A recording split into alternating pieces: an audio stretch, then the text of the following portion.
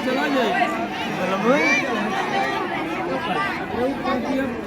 कौन पाइप दिया हाँ अरे आओ तो भाई स्टील वाला पाइप दिया और ले घड़ी होती है लेकिन यहाँ से झूलापुर जाना हो तो नखरे देखो इनके मालदी में यहाँ वो इस गठरिया के पास अब इनकी जिद सुनो अरे वो चौकैया दिन भर हवा हवाई घूमती हो मगर मैं कोई काम बोलूं तो क्यों नहीं लेती काम लो और सुनो अरे मौसी तुम तो बस हुक्का पानी लेकर चढ़ जाती हो सुनती तो हो नहीं कौन सा काम कहा था तुमने वैद्य जी के पास जाने का ना तो मैं गई थी तुम्हारी दवा लाने के लिए वैद्य जी के पास अब वो थे नहीं तो मैं क्या करूं मुझे कह रहे थे कि वो बहुत बीमार है और दूसरे गांव गए हैं दवा दारू लाने के लिए ओहो मैंने तो वैद्य का नाम भी नहीं लिया अब तूने बूढ़े का नाम सुना भी तो फिर कौन सा काम था कच्चे आम लाने को नहीं कहा था अचार के लिए तब तुझे याद आया तब ना कच्चे आम हाँ था तो था भी लगी इमाम साहब मैं आपको छोड़ दूं कौन बसंती आज तू है कितने वर्ष हो गए मुझे काम तू तो पैदा भी नहीं हुई थी लेकिन आज तक मस्जिद की सीढ़ियां मैं बाद में उतरता हूँ कोई ना कोई सहारा पहले दे देता है हाँ हाँ तो क्यों नहीं देगा सहारा क्योंकि ऐसा गांव में कौन है जो आपकी इज्जत नहीं करता हो जो इज्जत करेगा जो मान देगा वो सहारा क्यों नहीं देगा वो तो देगा सहारा क्योंकि देखने वाली बात ये भी है कि इतनी बकबक कर लेती है तो अहमद को समझाती क्यों नहीं तुझसे तो छोटा भी है उम्र में क्योंकि हमें समझाना तो बहुत अच्छी तरह आता है इमाम साहब और आपके बेटे को भी समझा सकते हैं लेकिन देखने वाली बात ये है कि जब तक हमको ये नहीं मालूम हो कि हमें समझाना क्या है तो फिर हम समझाएंगे कैसे अरे भाई अहमद का मामू जबलपुर में बीड़ी के कारखाने में मुलाजिम है 300 रुपया तनख्वाह है अच्छा हाँ कितनी बार मुझे लिख चुका है अहमद मियाँ को यहाँ भेजो अपने सेठ जी से कहकर दफ्तर में रखवा देंगे लेकिन ये अहमद है कि जाने को तैयार ही नहीं कहता है आप अकेले हो जाएंगे कैसी हो दीदी अरे भाई अहमद हम तो ठीक हैं लेकिन तुम ये बताओ एक तो तुम 10 जमात पास भी हो अंग्रेजी भी जानते हो और तुम्हारे जबलपुर के मामों ने लिख भी दिया है कि तुम भी आगे अब्बा की बातों में जो मिलता है उसे यही कहते हैं अरे भाई बसंती ने पूछा मैंने कह दिया क्योंकि हमें बेफिजूल बात करने की आदत तो है ही नहीं लेकिन सोच लो ये कारखाना बीड़ी का है जब तक दिल चाहा काम किया नहीं तो आराम से बीड़ी पी ली यानी कि ये तो वही मिसाल हो गई कि आम के आम गुटियों के दाम अरे क्या हुआ आम मैं तो फिर भूल गई थी कच्चे आम हाँ कच्चे आम अचार के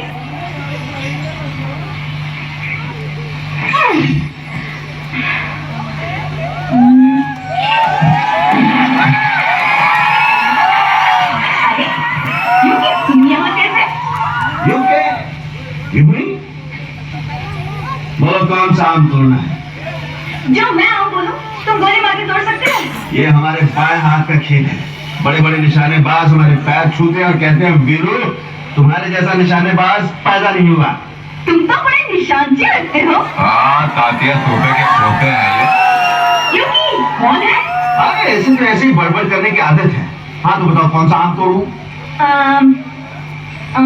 एक वो एक ये और एक ये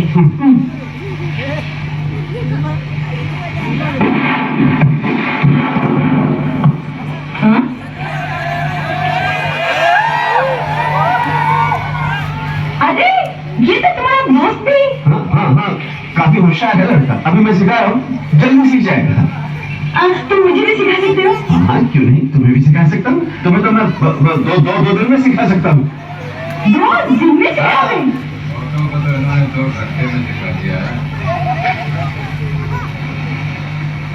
2 घंटे में अरे इसकी तो आदत है बात करने की तुम्हें पिस्तौल चलाना सीखना है ना तो इधर आओ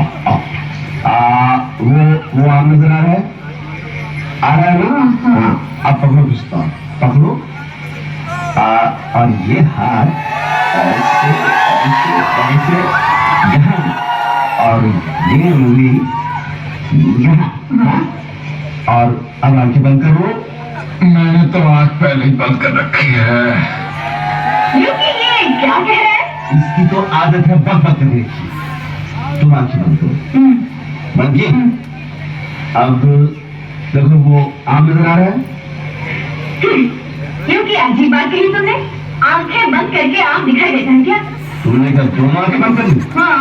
दोनों नहीं, बाएं आंख, ये आंख बंद करो और दूसरी आंख से निशाना बंद हो। अब गोली चलाना।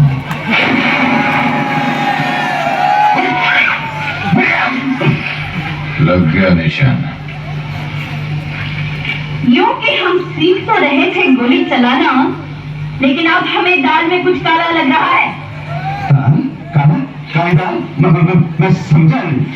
मगर मैं समझ गई। ये तुम शहर के लोग समझते हो कि हम गांव वालों का अकल तो है नहीं, लेकिन बसंती तुम जैसों को टांगे में बिठाकर गांव के 4 चक्कर लगाकर स्टेशन से छोड़ कर आ गया। बसंती, मैं तुम्हें पिस्तौल चलाना सिखा रहा था, तुम मुझे गलत समझ रही हो। मैं अच्छी तरह समझती हूँ, अच्छी तरह समझती हूँ। अब तुम यहाँ बैठ कर चलाओ पिस्तौल, बसंती चले अपने घर। जय राम देखी।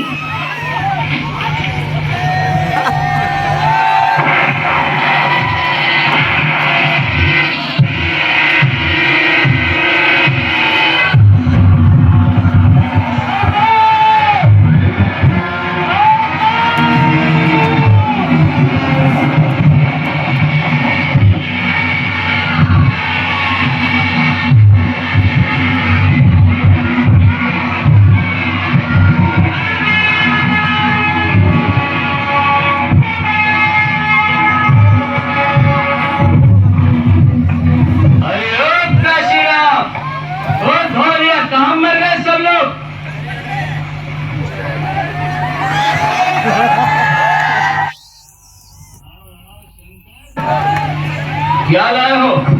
मालिक, जुड़ान लाए हूं। मालिक के बच्चे, हमारे लिए ये आधी मुट्ठी जवान लाया है और बाकी क्या अपनी बेटी के बारातियों को खिलाने के लिए रखी है? माई बाप, जितने थे सब लाए हूं। जिस दिन एक गोली उतर गई खोपड़ी में, जितना भेजा है सब बाहर निकल आएगा। हरामजादा। क्या लाए हो धोलिया? क्यों है मालिक? ठीक है, रख दो सब माल वहीं पर। चलो। और ठाकुर आओ, अभी तक जिंदा हो? हाँ, और जब तक मैं जिंदा हूँ, गब्बर से कहना तुम इस गांव से एक दाना भी नहीं ले जा सकते। कौन रोकेगा हमें? तुम? हाँ, मैं और मेरे आदमी। ये आदमी? सुनो, ठाकुर ने हिजड़ों की फौज बनाई है। अब तुम्हारे सर पर खेल रही है गोलियां, नजर उठाकर देख लो।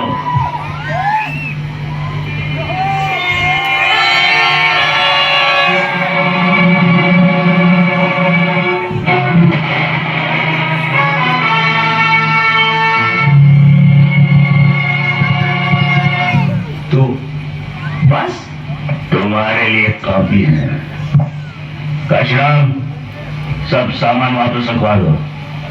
सोच लो ठाकुर, गब्बर को पता चला कि इस गांव ने उसके आदमियों को अनाज नहीं दिया तो बहुत खून खराबा हो सकता है। क्यों बेकार में?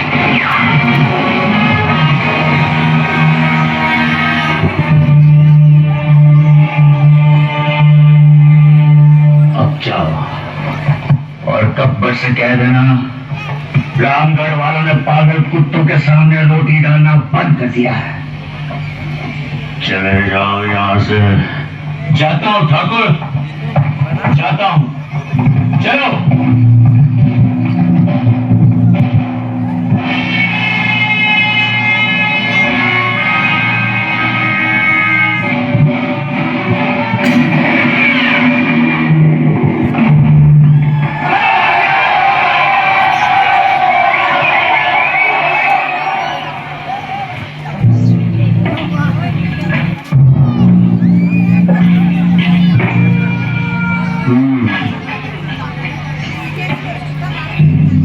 कितने आदमी थे?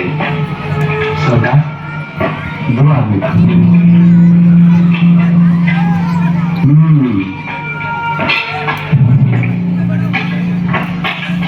2 आदमी। सुअर के बच्चों!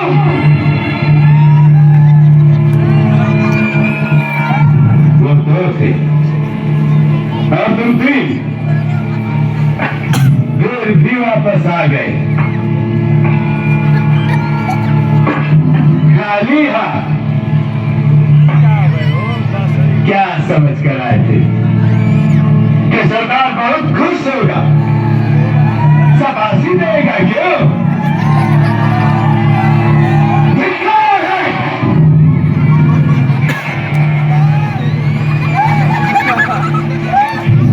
अरे ओ सांबा, कितना इनाम रखे है सरकार हम पर?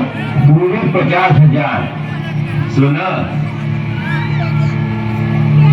पूरे 50,000। और ये इनाम इसलिए है कि यहाँ से 50-50 कोस दूर गांव में जब बच्चा रात को रोता है तो माँ कहती है, बेटी सो जा, नहीं तो गब्बर सिंह आ जाएगा।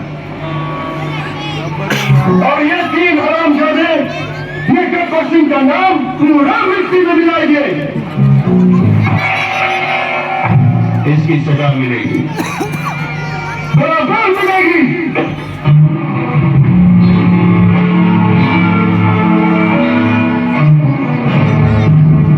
कितनी गोली है इसका अंदर? कितनी गोली है?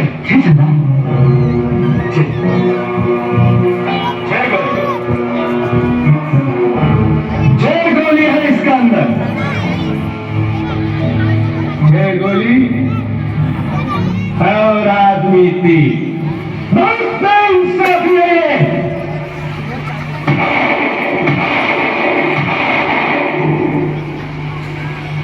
अब ठीक है, हाँ अब ठीक है।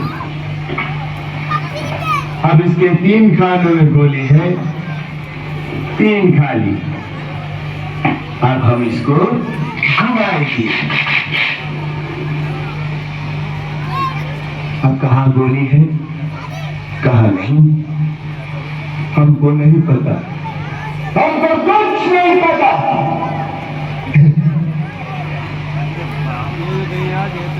इस पिस्तौल में 3 जिंदगी 3 मौत बंद है। देखें किसे क्या मिलता है।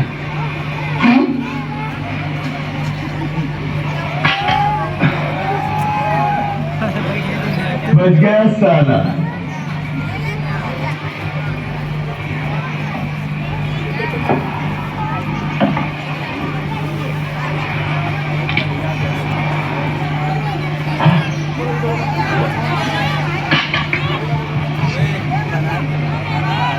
ये भी बच गया।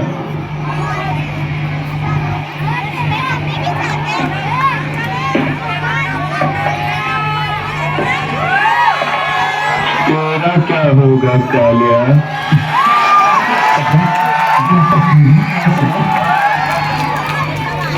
अब गोली खा।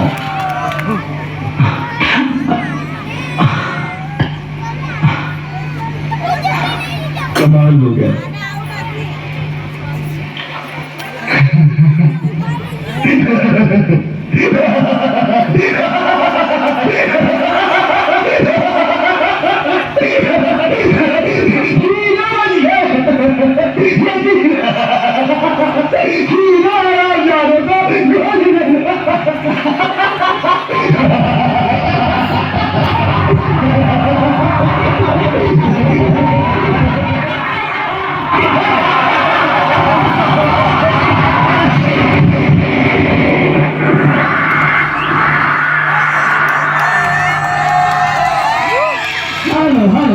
और ताली बजाएंगे सही बच्चे जोरदार।